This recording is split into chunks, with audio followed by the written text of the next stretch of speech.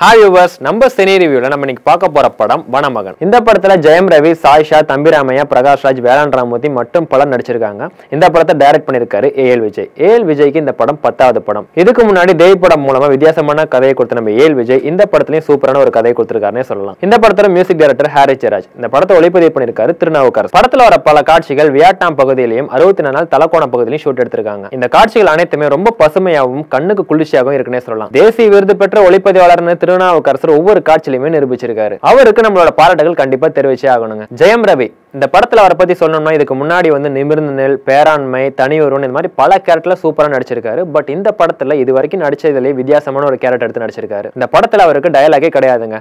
முழுசாவே உடல் மொழியிலையும் முக பாவனையிலும் தான் ஃபுல்லாவே டயலாக் டெலிவரி பண்ணியிருக்காரு. மரத்துக்கு மரம் தாவறது நம்ம கார்ட்டூன்ல ஜங்கிள் புக் இந்த மாதிரி ஸ்டோரியில நிறைய படிச்சிருக்கோம். அதுவும் இல்லாம ஹாலிவுட் படத்திலையும் பார்த்திருக்கோம். அந்த பாணியில தமிழ்ல இப்படி எடுத்தா எப்படி இருக்கும் அப்படிங்கறதான் ஏஎல் விஜய் ஒவ்வொரு காட்சியிலும் நிரூபிச்சிருக்காரு. ஜெயம் ரவி புலியோட சண்டை போடுறதும் சரி, வில்லன் சாம்பலோட சண்டை போடுறதும் சரி, படம் முழுக்க ரொம்பவே ரசிக்கும்படியா காமிச்சிருக்காங்க. படத்தோட கிளைமேக்ஸ்ல ஜெயம் ரவியோட உருக்கமான நடிப்பு எல்லாருக்குமே ரொம்பவே சூப்பரா ரசிக்கும்படியாவே அமைஞ்சிருக்குங்க. நகரத்து வாழ்க்கையை விட ஆதிவாசிகளோட வாழ்க்கை எப்படி இருக்கும், அவங்களோட பழக்க வழக்கங்கள், தூய்மையான காற்று, அவங்க 250 பேர் இருந்தாலும் ஒரே குடும்பமா வாழ்ற வாழ்க்கை, இதெல்லாமே ஜெயம் ரவிங்கிற ஒரு கேரக்டர்ல கொண்டாந்து நிறுத்திருக்காருங்க நம்ம இயக்குனர். சிறந்த மனிதர்கள் யார் அப்படிங்கிற ஒரு கேள்விக்கும் தீர்வு சொல்லியிருக்காரு நம்ம இயக்குனர். இயக்குனருக்கு கண்டிப்பா நம்ம பாராட்ட தெரிவிச்சே ஆகணுங்க. படத்தோட கதாநாயகி சாயிஷா சைகல். இவங்க தெலுங்குல அறிமுகமாயிருக்காங்க.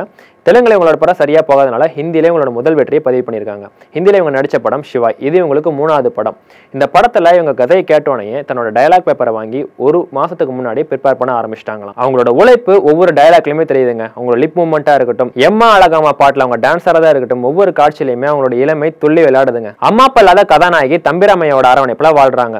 தம்பிராமையோட காமெடி காட்சியிலும் சரி, ஜெயம் ரவியோட காதல் காட்சியிலும் சரி, இவங்களோட நடிப்பு ரொம்பவே பளிச்சுன்னு இருக்கு. படத்தோட பாடல் காட்சிகளை பத்தி சொல்லணும்னா, ஹாரிஸ் ஜெயராஜும் மதன் கார்கியும் பட்டையை கலப்பிருக்காங்க.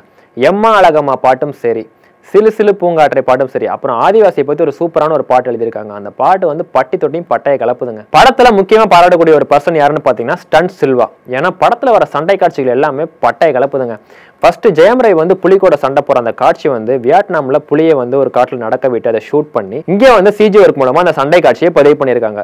இந்த சிஜி ஒர்க் மட்டுமே 1.5 கோடி ரூபாய் செலவாச்சுன்னா பாத்துக்கங்களேன். படத்துல ஒரு பிடிச்சமான விஷயம் என்னன்னு பாத்தீங்கன்னா காஸ்டியூம் தாங்க. நம்ம காஸ்டியூம் டிசைனர் யாருன்னு பாத்தீங்கன்னா பிரியங்கா ஜவேரி அண்ட் சஹித் அகமது. இவங்க தான் இந்த படத்துக்கு காஸ்டியூம் டிசைன் பண்ணிருக்காங்க. படத்தோட எடிட்டர் ஆண்டனி 2 மணி நேரம் 12 நிமிஷம் காட்சிகளை ரொம்பவே கச்சிதமா சித்திக்கிருக்காரு. அவளுக்கு எங்களுடைய பாராட்டுக்கள். இந்த படத்தோட பிஆர்ஓ சுரேஷ் சந்திரா மற்றும் ரேகா.